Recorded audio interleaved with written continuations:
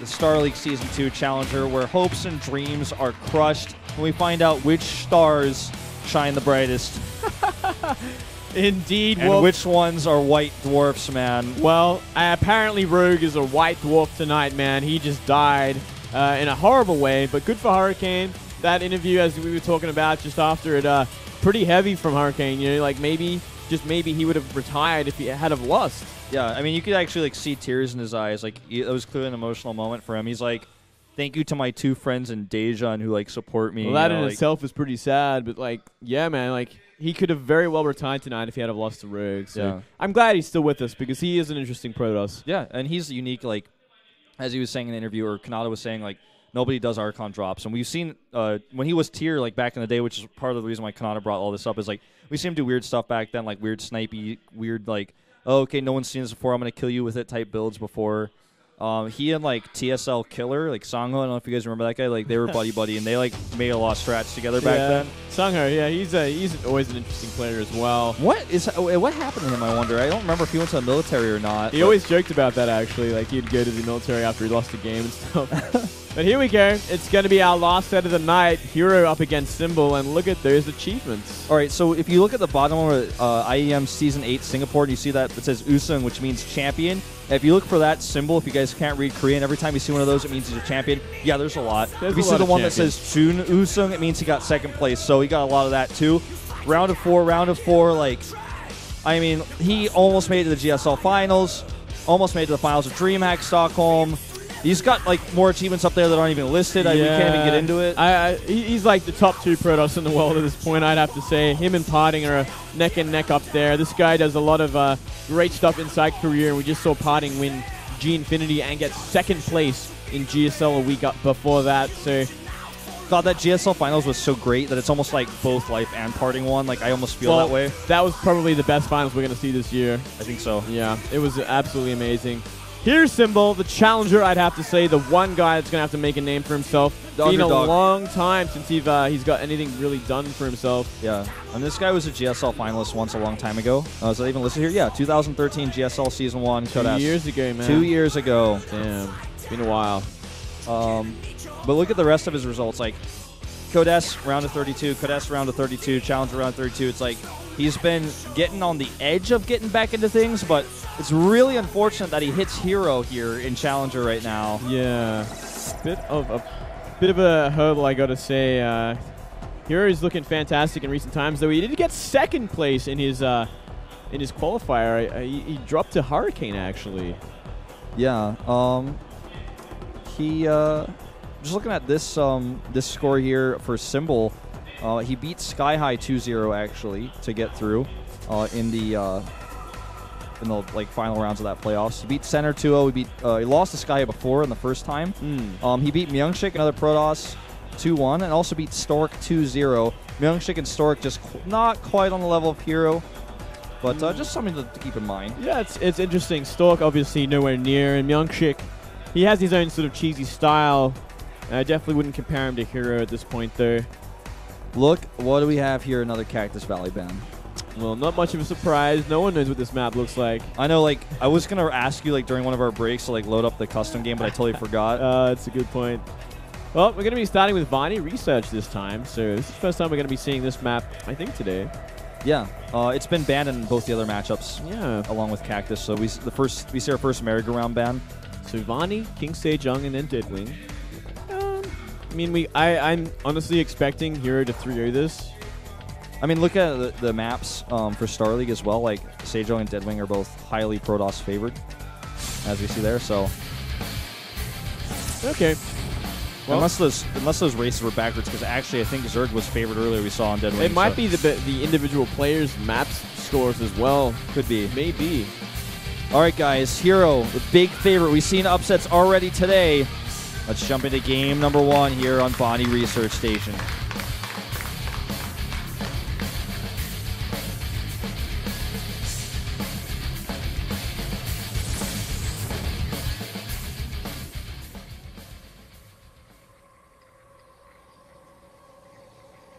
Down here at the 6 o'clock position, it is CJ herO.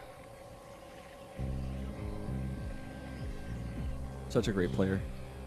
One of the best. And up to the top, in red, the former TSL, Zerg. It's Symbol. Qualified along with his former teammate, Hyun. Loves the roaches. Loves the roach. The borrowed roach. Yep. Also loves cheese, loves Nidus, loves Proxy Hatch.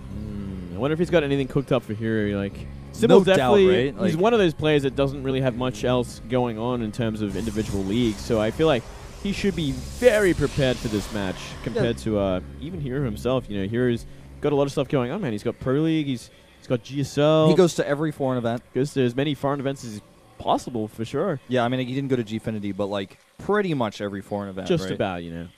Like the big normal ones. He's always going to these IEMs and whatnot. Yeah, he's very active. We're going to see a fast goal base. So already, clearly, he's got this plan. I mean, I feel like personally, and tell me if I'm wrong, but I personally feel like in a best of 5, you're always the most prepared for game 1 because you know you're going to play it no matter what. It sets the tempo.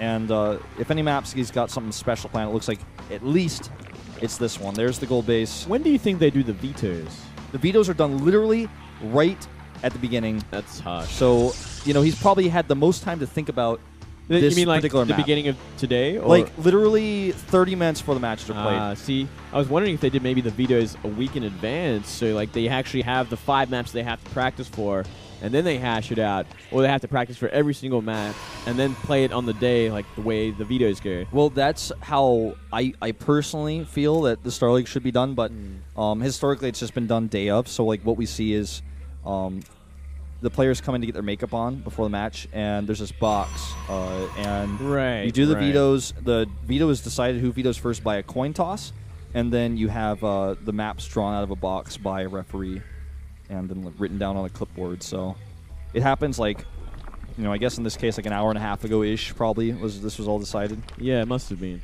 So, yeah, fair enough. It's interesting there, you know, to see how prepared these players have to be before they come here today. They're going to be ready for, I guess, just about every single map. Except Cactus Valley. Except Cactus Valley. Someone's going to ban that for sure. It's pretty guaranteed, I think, yeah. But look at this very important scout from herO. This is just showing how much experience he has. Yeah, he went right to the first place he knew. As soon as he saw that late hatch, he was like, okay, gotcha. So what is his reaction to this is the next question. Are we going to see that Stargate Oracle sort of play, go for the kind of try to cripple that economy as much as possible while transitioning most likely into that Blink Stalker Sentry stuff? Let's be real. I'm sure we're going to see that this game. Yeah. I mean, it's a great map for it. It's a great situation for it. I feel like we're going to see Oracles. Like, if this were parting, we would see, like, a 4-gateway pressure follow-up, you know, with a Mothership Core coming up from at least 3 gates, most likely. But herO has a very different style, and I think we're going to see Stargate. Well, let's wait and see, though, because still a bit of time yet before that's going to pop up. Yeah, a bit of time. No commitment to anything just yet. Getting that Stalker out first. Wants to remove that Overlord from the base before anything else can really be seen. This is the way of things. It's very smartly done there. And looks like a Stargate here. Yeah. And there we go. Most likely going to be Oracle. And that Overlord's not going to see it at all. Not even going to use the Stalker to get rid of that Overlord either. Maybe he's actually going to be aggressive with this Stalker. I kind of like that. Yeah, I like that a lot. He's going to start with getting rid of the Zergling. Guess might have missed that, but he is clearing out around his base before he goes for any sort of aggression. Well, it just kind of further like eliminates vision for Symbol. And I'm sure you guys saw on the mini-map, like, now there is still an Overlord over there, but at this point, Symbol's a bit in the dark. All he knows is that there isn't a third base, and he doesn't want to lose his Overlord. He wants to use that to check later, probably as an Overseer. So he's just going to keep this over here. Yeah, most likely be the smartest way to go about it. No spores up at all for Symbol just yet. Though he's playing a very solid, greedy game. Has no real need to make any sort of unit other than a drone for now. We are seeing that Oracle being warped in. Yep. Already a worker lead for herO right now, just to point that out, but with a gold base, you don't need as many Harvesters, obviously. 3 spores. Pretty early +1. Most likely going to be that third base, for sure, with this +1. And I think we definitely will see that Twilight Council soon enough as well. He hasn't seen this Oracle at all. He gets his first glimpse now, but he does have those blind spores just to be safe, which is totally fair. And with a Queen and a Spore at this base, at most he's going to get like 3 drones. If even that, wow. And hero's actually, in my opinion, has the best Oracle control in the game. I don't think anyone's as good as he is. Completely oversaturated gold base, by the way. That is 6 mineral patches for 23 drones at this point. Whoa. So he kind of messed up his rallies, I think. His other 2 bases desperately need those drones. Especially the third, I think, is the one that he's mostly skipping on. Yeah, that or the natural, I should say. Yeah, it really needs a lot of drones. But we'll see if he fixes that as we see that third base go up for herO.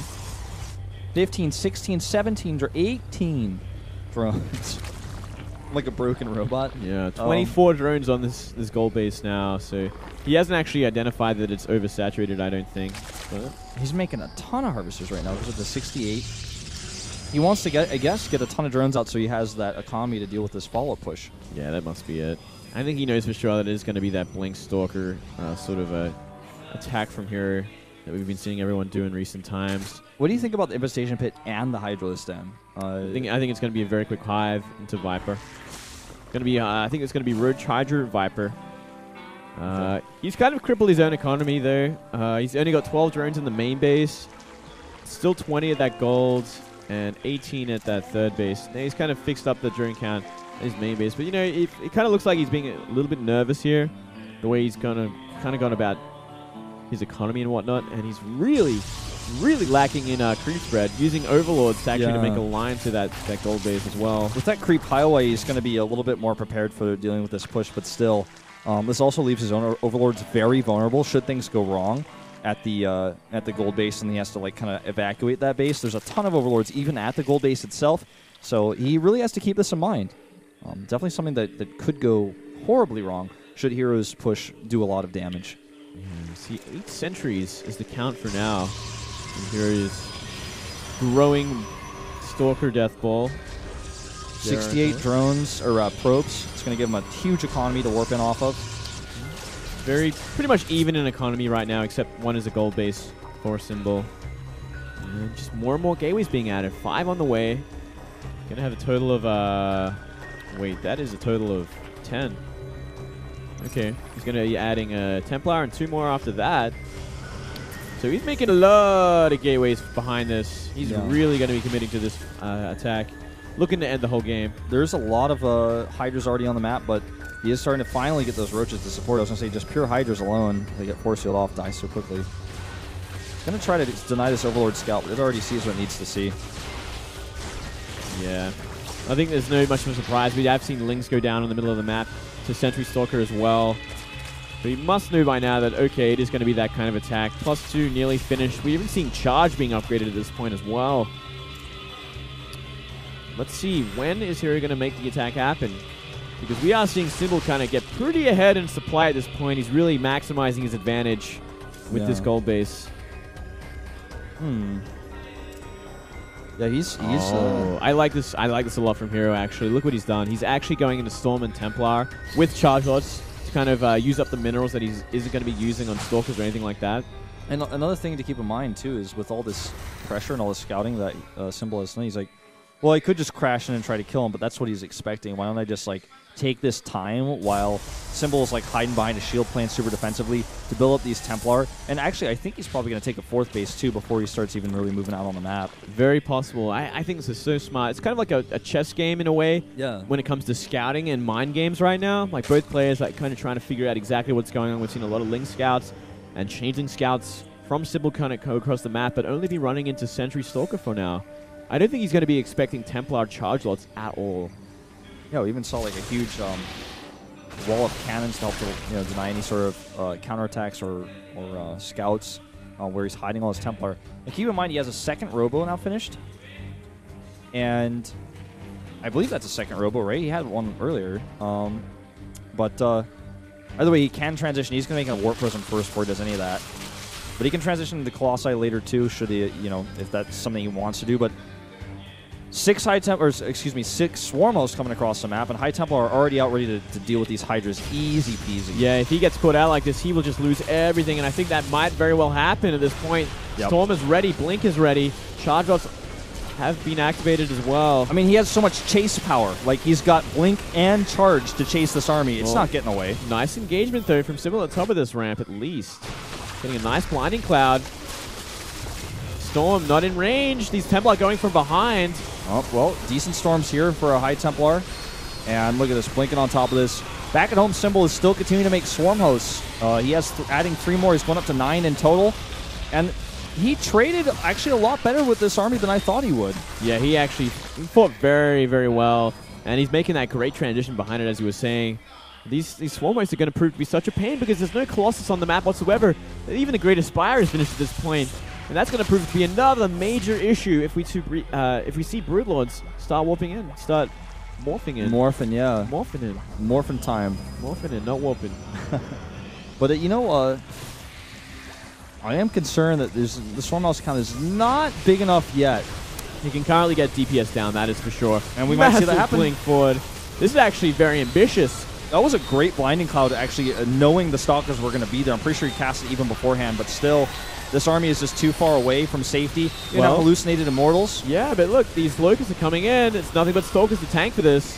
Yeah, and he's not targeting either. He has to fight the Locusts, and there's no Observer. The Observer's coming across, so I was totally wrong about that that Robo earlier. It's absolutely his first one, and no Observer across the map. Just hit. Ooh, he needs to be careful fighting like out here with his awkward position against these Roaches and Spines. He is going really deep with a lot of these units. Yeah, and maybe even too deep. I think he might be too deep. Yeah, he's trading sentries with Locusts. He's warping in more stuff. He's trying to get rid of these bases, but guess what? That gold base is already emptied. Yeah. He's going to be stopping the gas flow, which is pretty important. I mean, he's going to stop like more Locusts and whatnot coming in, as they should. So what we see on the production tab now is that second Robo in the bay. This is what I actually thought we were seeing earlier, is the transition into 2 Robo Colossi to deal with the possible swarm hosts. Look at this warp in. That's huge. It's going to get a hatchery for sure. And a lot of drones, too, that actually start to fight with this. He needs to pull his drones away right after that. He's going to lose a lot of them. Actually could have just been using Roaches. 10 drones go down unnecessarily. 12. 13. That'd be pretty big. He's now down to 54 Harvesters. 2 bases against 3. I think just pull the drones away. Yeah, that definitely should have pulled the drones away. You don't want to have that attack priority so that Zealots kill you. Big mistake there. As we do see that double Colossi transition, which is so smart at this point. We're seeing Corruptors being added. I think they might turn into Broodlords in just a moment. That's what he's got to do. I think that's like his only chance here. But at the same time, he kind of needs those Corruptors for the Colossus that he doesn't know is coming. There's definitely a razor edge thin line that Symbol is walking right now. Like, if he wants to go Broodlords, there's a lot of risks involved because the Colossi are going to hit if he makes those Corruptors into Broodlords. The Colossi hit right before he has enough Broodlords. He can just blink onto them. It's a very scary moment here. I'm going to clear up this creep, too. Look at this. So methodical with these Stalkers. There's only one active creep to me this whole game. That was from the gold base. So that's kind of funny to see, but it's going to be wiped out now. And there goes all the creep spread that Symbol ever had. Yeah. The Overlords are still kind of in position, helping out a little bit. That's all he's got. All he got. Ooh, no scout on the Greater Spire, though. He doesn't know it's coming. Yeah. And that actually can win you games. It can cause problems, but I still feel like it's going to be the bigger problem is going to be hero's sort of death ball just going to be powering through everything. And the blink on top of the Broodlords will probably happen, considering how aggressive the blinks have been from hero so far. Well, he's definitely ready for that. He's been blinking on everything. Yeah, he actually doesn't care. Like, he will blink on like Roach Hydra / Swarm Host Lucas. Like, he'll like blink off the map, man, off the side of the waterfall, dude. And he's like, yeah, I'm down. He'll 360 that, man. He doesn't care. Well, the Swarm Hosts are not really accomplishing much here, to be honest, either. But you can't move them much further forward because, well, if that happens, they're just going to get killed. Yeah. They almost feel like dead supply, though. I mean, they're not really... They're zoning a little bit, but that's about it. The one thing you want with Swarm Host as well is creep spread. So they can, you know, launch their Locusts a lot further without, you know, putting themselves in danger. It's going to help the Swarm Host get away if they need to. And it's going to help everything else kind of buffer for them as well. It really is... you really need creep spread with these.